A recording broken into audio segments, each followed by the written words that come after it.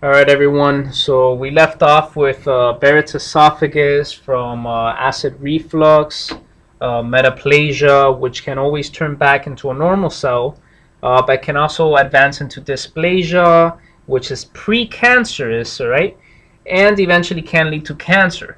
A way that you go about treating this and diagnosing is endoscopy with biopsy and cryotherapy, where they go in uh, with liquid nitrogen and freeze all those cells right there, and basically kills all these metaplasic, dysplasic cells. You could do that as treatment for Barrett's esophagus when you have it. Okay. You could choose not to have treatment, and most of the time, a Barrett's esophagus can turn back into a normal epithelial cell. And then you have the squamous cell cancer, which is in the upper esophagus. And both of these cancers, to be honest with you, whether it's adenocarcinoma from Barrett's esophagus or squamous cell carcinoma, are very dangerous cancers when they have it. They have a high mortality rate, and it's very difficult to manage because there's such high vascularity and there's so much rich blood and lymphatics drawing through your entire GI system that they move very quickly. They lose their contact inhibition, and they lose the proteins that they have to bind to other cells, and they migrate. They basically migrate. There are some colon cancers and lower GI cancers that are very manageable, but in the case of esophageal cancer, that's not the case. Remember, every single cancer cell has its own morphology, so you have to treat every cancer a little bit different. Unfortunately, right now, most of our treatments are still chemotherapy, radiation, and surgery. Surgery being the best one whenever possible. Chemotherapy being very toxic, sometimes very effective, but more than not, chemotherapy is very ineffective. It actually makes you a lot sicker. And when we talk about oncology, we can go into the more details on how the future, which is why it'll be important to understand molecular biology, because the future of many treatments for many diseases, not just for cancer, will rely on basically molecular structuring medicine to attack certain molecular particles so that you could be able to stop cancer on its tracks without necessarily affecting other cells. So making medications specifically to inhibit certain molecular activity, and whether it's in the cytoplasm or in the DNA of certain cells. But unfortunately, right now, a majority of cancers are still treated with poison. Okay, and sometimes this poison does work and it does cure and does save lives, but more than not, it does more than saving lives. It does decrease life and make people very sick. So the next topic that I want to talk about, it's going to be achalasia and gastroparesis and Zenker's diverticulum of the esophagus. Starting with achalasia. Achalasia is described as the inability of relaxation, of complete relaxation of the lower esophageal sphincter.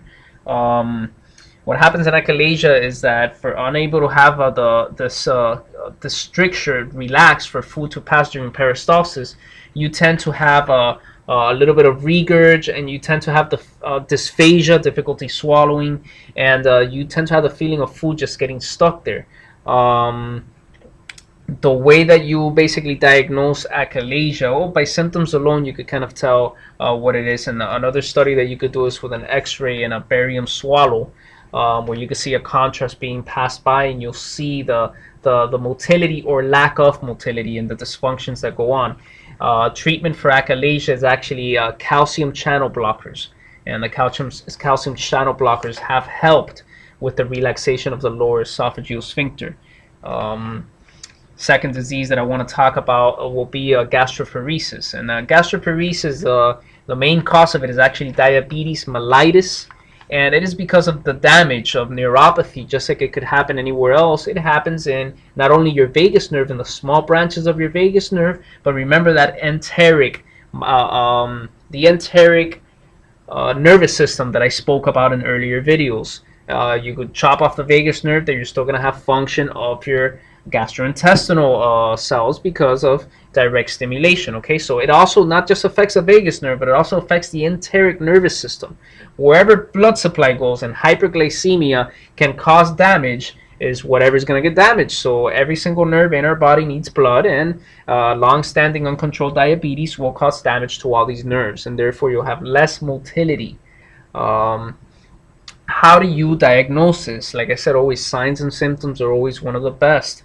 A lot of gastrointestinal signs and symptoms, let me say more symptoms than signs. Signs can vary and can actually tell you right away whether there's a mass growing, or there's a hemorrhagic, or there's peritonitis going on. But the symptoms in the gastrointestinal area are very vague sometimes and very similar. Okay, an obstruction in your colon can give you nausea and vomiting.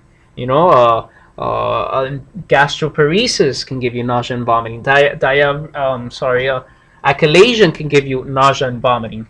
So all these things can cause similar symptoms.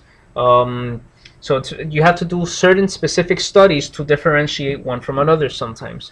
Gastroparesis, the study is, once again, a study of motility. Okay, you have to study the motility, how fast or how slow peristalsis is taking place. So similar to this, you'll do an x-ray and follow the peristalsis movement of the gastrointestinal system. Okay, you'll swallow some type of contrast, which is very thick and will provoke peristalsis, and you'll do a study of the motility, okay, of this contrast. Unlike achalasia, you're going to follow this a little bit lower. You're actually going to follow it through some of the upper GI, and you're going to be able to dictate from there if there's lack of peristalsis.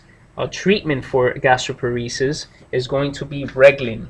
And what Reglan does is that it increases the sensitivity to receptors for acetylcholine. Okay, so we know that the nervous system presynaptically, postsynaptically is not excreting acetylcholine because it's damaged. There's damage because of the diabetes.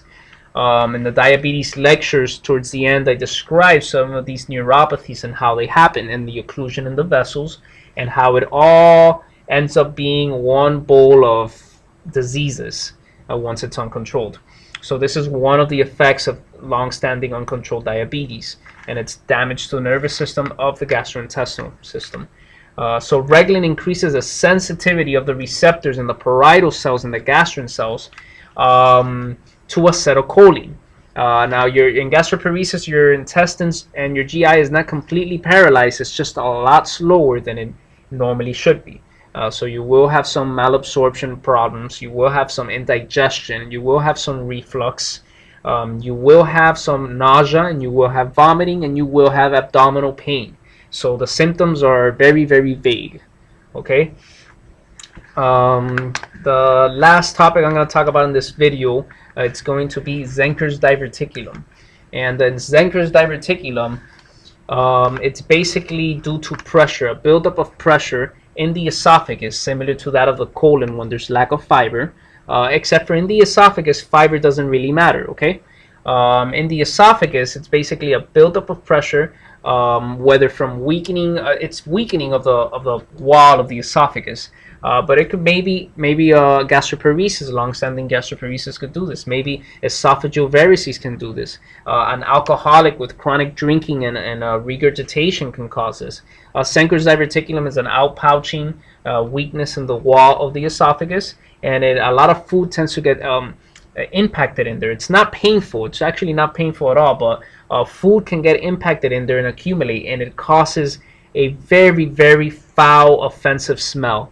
And the patient will usually say, no matter what time of the day it is, I brush my teeth, regardless, there's a nasty, nasty smell coming out. And that should give you a key right there. Listen, I think it's Zenker's. Go ahead and send the patient out for an x-ray. So as you can guess by now, for our upper GI x-ray, at least as far as the stomach and the esophagus goes, x-ray studies are the primary study of choice. And obviously from there, depending on the symptoms, you refer to a gastroenterologist for endoscopy. Treatment of Zenker's diverticulitis. Zenker's diverticulitis used to be treated by open surgery, but now what they do is that they actually go ahead and via endoscopy come in and they staple the edges of the diverticula together, and it has a much faster healing rate, and obviously it's less complications than having to go through the stomach wall or through the thoracic wall even, and it's a much better procedure. That's what I would prefer to do than back in the 80s when they actually used to do it in without endoscopy. So those are the primary esophageal diseases. In the next video, I'm going to touch up on hiatal hernias, both the sliding hernia and the fundus that gets retroverted. And I will touch up on esophageal varices secondary to alcoholisms or other liver diseases. And from there on, we'll move lower down into the GI.